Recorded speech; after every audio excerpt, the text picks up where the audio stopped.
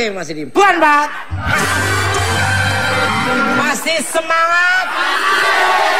Mana suaranya? Luar biasa sekali ya. Pada malam hari penontonnya tampan-tampan semua. Ibu-ibunya poluan cantik-cantik semua. Istri saya dulu cita-citanya jadi poluan juga. Alhamdulillah jadi polisi tidur sekarang. Balik galak. Tapi anak saya kan alhamdulillah jadi Wakasat Lantas Polresta Malang Kota. Keluarga Bayangkara juga nih ya. Macem-macem. Wih, Ngeri. Kerek. Ini galak. Selamat malam untuk Pak Husni. Malam. Selamat datang di Bungkar Matang. Apa kabarnya? Baik. Gimana ngojeknya lancar? bukannya bingung. Ceknya bingung saya, Pak. Bukan. Jangan ngeledekin. Oh, bukan tukang ojek. Barang. Terlalu jujur kelihatannya. Pak Husni adalah salah satu korban curanmor di Subang. Subang itu kalau di peta di Indonesia itu di Sumatera Utara. Ini mungkin lebih ngerti. Subang. Ya. Subang itu daerah Sulawesi ke sana. Lesti. Nah, Subang Lesti mana? yang tahu. Jawa Barat dong. Tuh. Salah kan, nama anak kecil salah.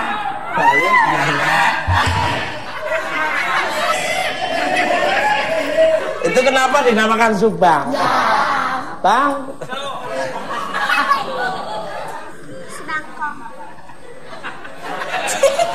Bagaimana cerita kronologis cerita awalnya Pak? Monggo nih, Mbak Husni. Apa yang diceritakan? Terus, Ini saya ini. anu lahirnya kamu tuh gimana? Nih semalam saya mimpi apa? Enggak ini tambah lagi. Abang kan suruh ceritain gimana ceritanya curanmornya dari mana? Ah, dari Kerawang Bekasi. Tulang-tulang berserakan. Kerawang Bekasi. Tulang-tulang berserakan. Sabar mas, sabar. Sabar. Tulang berserakan dagingnya mana mas? Siap. Sabar. Bisa diceritain mas kronologisnya? Ceritanya pada hari Rabu Pukul armana lah. pukul 12. Giliran mau jawab loh mas. Pukul 12 malam. Ya. Sepulang aku dari Bogor, dari Cibubur Junction, Wih, kebetulan ada rekanan di sana bisnis peternakan. Pukul 12 aku nyampe rumah, Kamu. ya, mobil posisinya belum nyampe ke garasi, masih mobilnya belum ada di garasi, posisi masih dibawa sama anak-anak ke daerah Sumedang untuk ngambil ayam, karena kita bisnisnya ayam Mas Teguh. Oh, ayam sorry ya. Sorry. Ayam beneran. Ayam sorry. Lalu maksudnya. Ngeri liatnya. Ya. Ngeri katanya. Apa ya? Ngeri. Enggak, cakep. Pikir makhluk astral. Pukul 2 anak-anak pulang. Iya. Aku rebahan, anak-anak cuci kendaraan, terus bagian pemotongan, motong ayam di tempat pemotongan kita. Kurang lebih jaraknya 10 meteran dari lokasi garasi. Pas pukul 5 selesai motong, anak-anak bangunkan supir. Supir terbangun, tapi posisi kendaraan sudah tidak ada di garasi. Diketahui gerbang sudah dijebol.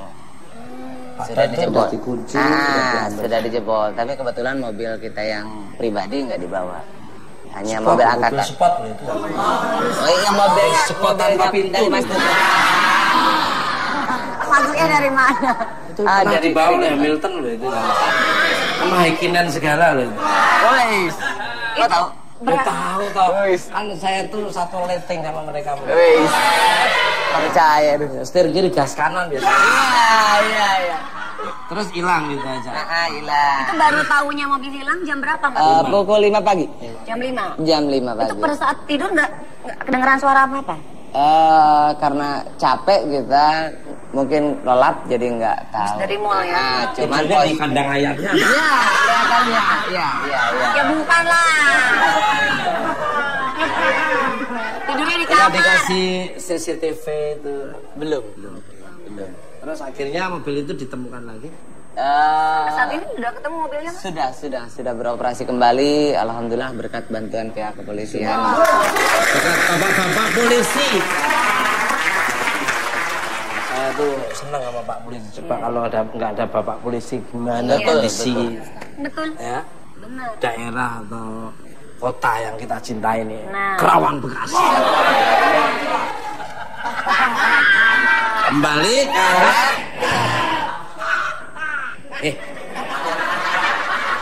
kamu kayak orang stres malah. Untuk Lestin. Dengan adanya pemberitaan begal motor yang bersahkan itu, bagaimana dengan dirimu sendiri yang mengharuskan pulang malam karena tuntutan pekerjaan? Monggo. Yang pastinya sekarang harus lebih berhati-hati. Karena apalagi dulu kan Lesti suka bawa motor juga malam-malam. kan, Motor sama sendiri apa motor orang? Ya motor sendiri. Kita kan nanya aja. Motor orang juga. Iya. Minum dulu. Ya intinya harus lebih berhati-hati aja. Apalagi kan kalau dari Cianjur kota ke Cianjur Selatan jauh banget, jaraknya 4 jam. Jadi aku suka nemenin bapak juga bawa mobilnya. Aku nggak tidur, biasanya tidur, sekarang nggak tidur. Tapi berhati-hati aja, intinya gitu aja.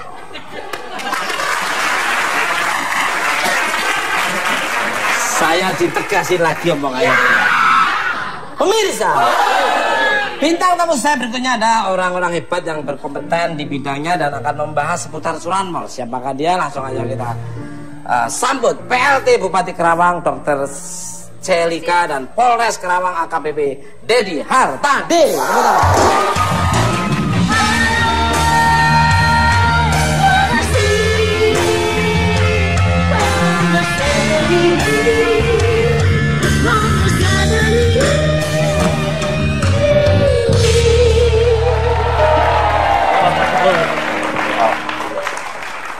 Sehat, Mas. Alhamdulillah.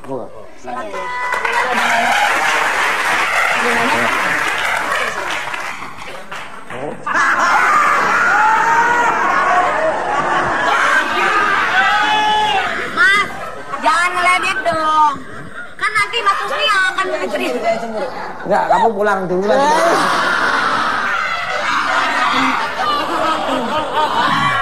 Rezeki. Selamat malam untuk maaf kalau keliru Ibu Celika dan Bapak Dedi Hartadi. Terima kasih sudah menyempatkan hadir di Bukan Empat Mata pada malam hari ini, malam yang bahagia di sela-selanya waktu yang padat. Gimana kabarnya nih? Alhamdulillah baik. Baik, subhanallah. Nih, ya. Bentar nih. Bentar. Masih diketik ya, Mas? Nah, sebelum kita ngobrol lebih lanjut, sebaiknya kita melihat tayangan yang berikut ini mengenai rahasia motor bodong di daerah Kerawang. Oke.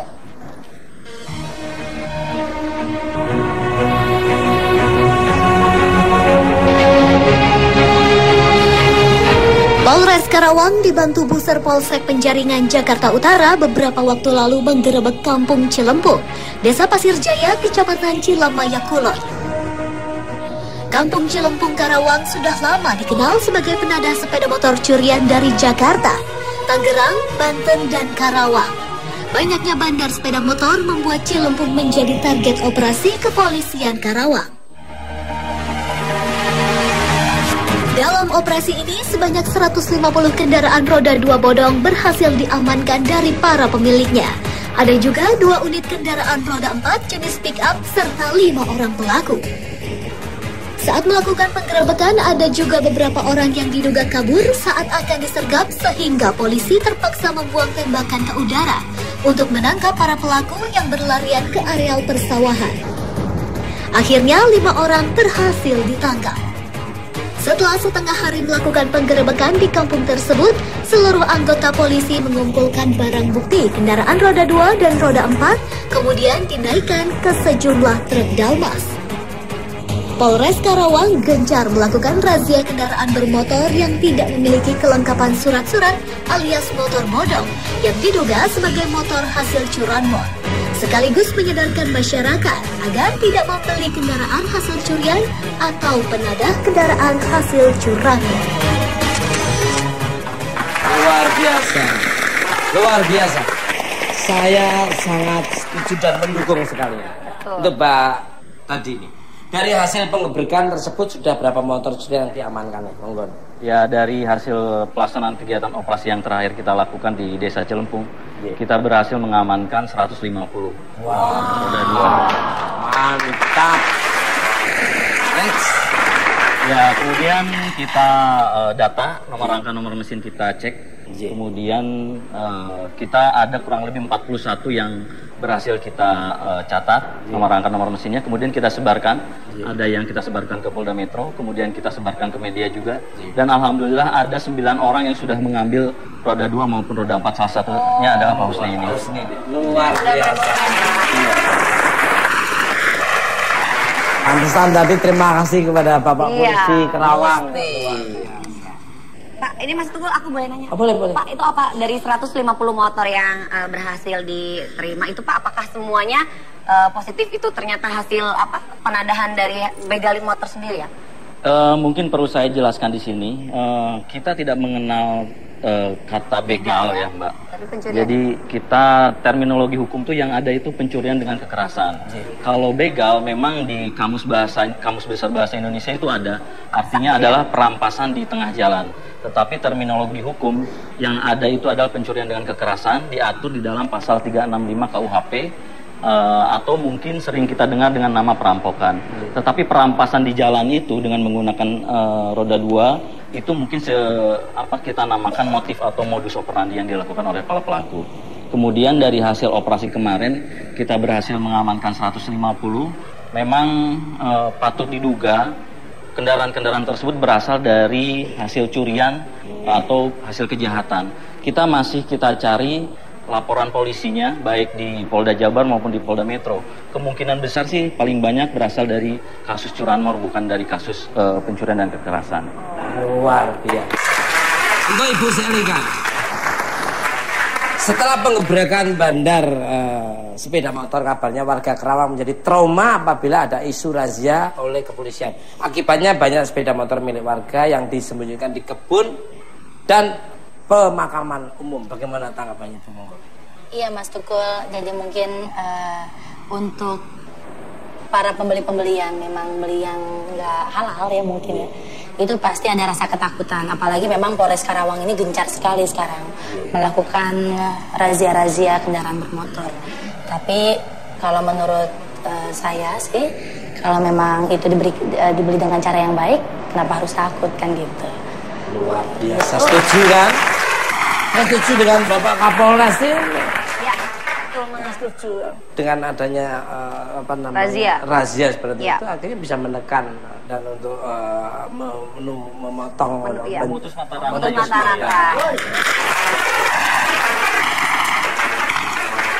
Luar biasa. Ini taskap lembar merahnya itu nggak pakai oursosing. Tahu ya? Mbak, lu tahu. Lulusan angkatan berapa? Belum. 85. Dulu Nusantara. Kembali ke ada 85 terus 88A saya ada. Senior saya dong Mas. Iya. Masih untuk Ibu Selika dan Pak Dedi. Kamu tidur-tiduran dulu ya? Mas, jangan dong, emang ada beliin itu bola bekel bentar. Apa congklak itu loh. kangen. Mengapa Karawang dijadikan sebagai target wilayah untuk para pencuri, penjual motor bodong? Apakah karena daya beli masyarakat yang tinggi terhadap motor-motor bodong? Kalau nggak pakai celana tuh bodongnya kelihatan. Motor tanpa surat maksudnya. Yang pertama mungkin karena Karawang letaknya dekat dengan ibu kota.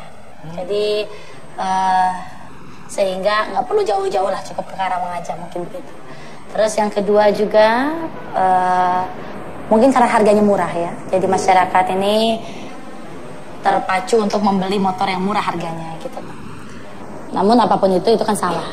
Jadi harapan saya sih ke depan bahwa Polres Karawang ini memang sekarang sudah sangat baik, ke depan lebih baik lagi, merazia semua motor-motor yang ada di Karawang sehingga masyarakat berpikir ulang untuk membeli motor-motor bodong tersebut. Luar biasa.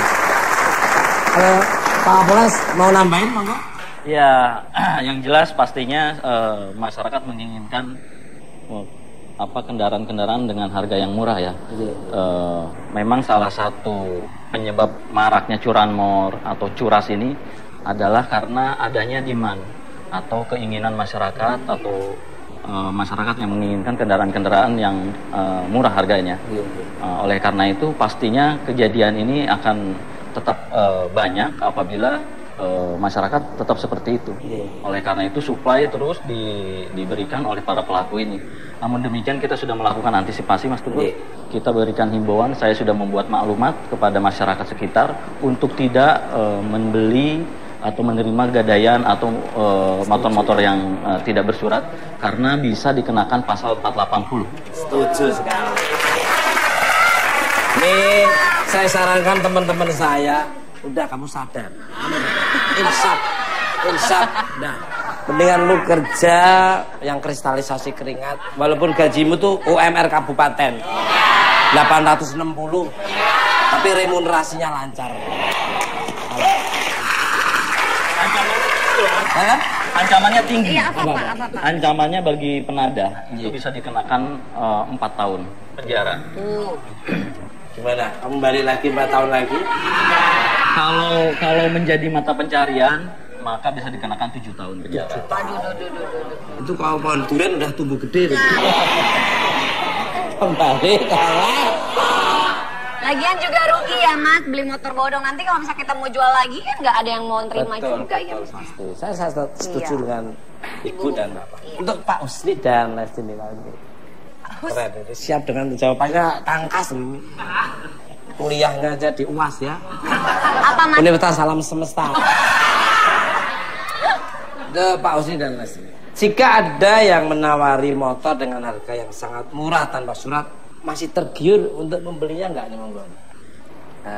Kelihatannya seharusnya sebagai warga negara yang bijak kita memang tidak perlu melakukan hal itu gitu kan, dan itu kan banyak pertimbangan. Satu juga tidak masuk VAD kepada negara, kas negara juga akan kosong. Terus selain itu juga kita akan menambah. Ini reserse kayaknya.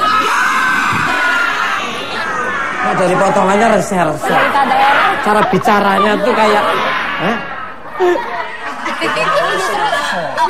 Bupati Karawang. Ada yang ngomongnya ada sana.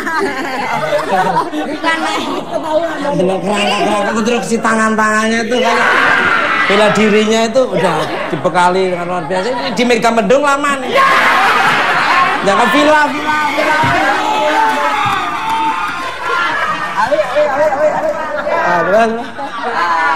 Ya memang seharusnya memang seperti itu Pak. Jadi seperti apapun itu bukan tindakan yang baik dan benar. Dan juga nanti kita banyak masalah. Lebih baik kita yang benar saja walaupun kecil itu yang ngalir. Itu rezeki kita.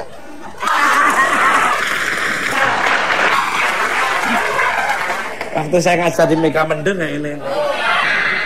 Dapat salam dari Pak Taram. Ajar apa? Hah? Di Megamendung ajar apa? Taram itu sekolah reserse sana. Lesti nih. Sama seperti Pak Husni, mendingan bersabar dulu daripada harus beli motor yang murah tapi tanpa surat-surat dan resikonya yang besar. Mendingan sabar aja dulu. Nanti juga kalau rezeki kan nggak akan kemana gitu. Kalau kita udah punya uangnya, mendingan kita bersabar beli yang komplit gitu. Terus ini dari segmen pertama ini yang paling bener ini.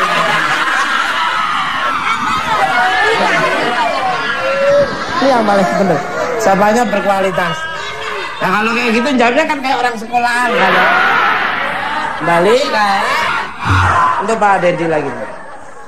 Ini kalau ingat Polres Karawang, saya ingat Pak Andap dulu. Saya tuh sering hibur sana waktu zaman Pak Andap.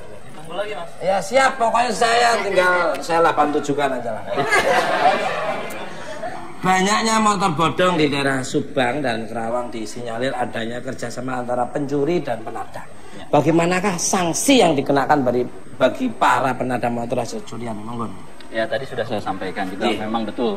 Pastinya kalau ada demand, nantinya pasti ada supply juga. Itu yang terjadi saat ini. Oleh karena itu kita berupaya untuk memutus mata rantai tersebut.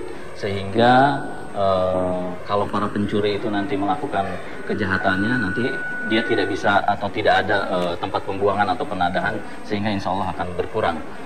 Kemudian kepada para penadah tadi sudah saya sampaikan, tentunya kepada warga masyarakat yang ingin membeli kendaraan roda 2 tanpa surat-surat harus dipikir kembali, karena siapapun yang melakukan itu nanti akan bisa diancam dengan hukuman 4 tahun atau 7 tahun bagi yang menjadi mata pencaharian. Luar biasa. Ini senang ya. Saya doakan bentar lagi Pak Dedi menjadi Wadir Krim Umum Polda Metro Jaya. Saya dari Karawang Kabupaten itu hanya Wadir dulu. Tahapnya harus kembali kalah baru nanti deal terus 1 tahun 8 bulan baru sespati. Untuk Ibu Selika sebagai orang yang berperan penting di Karawang, bagaimana menanggapi bahwa Karawang yang awalnya tersohor dengan lumbung padi kini disebut-sebut sebagai markas motor bodong hasil curian? Apa yang akan dilakukan untuk mengembalikan citra Karawang?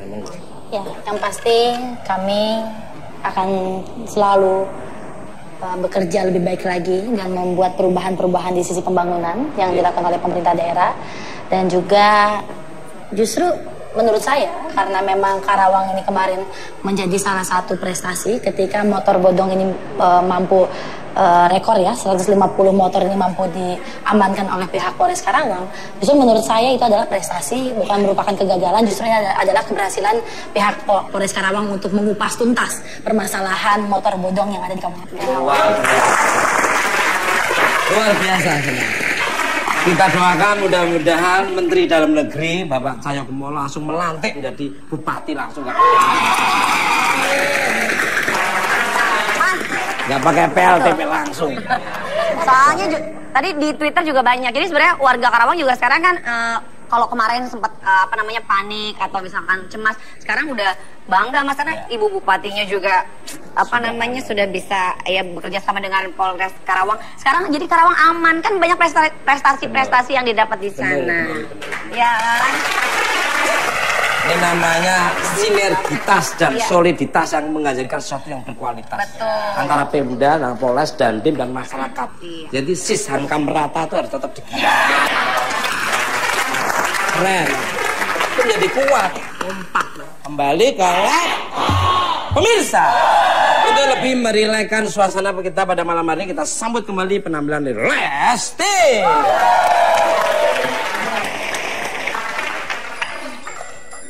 Kita nyanyi bareng semuanya. Spesial salam kangen buat kakak-kakak Listenop yang udah datang. Terima kasih. Ini dari Bandung juga, dari Karawang.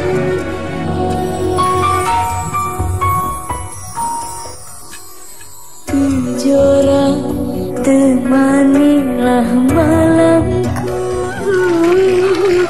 sampai ke rinduku yang terlarang. Dia yang ku cinta kini telah berdua, tak mampu diriku menahan rindu.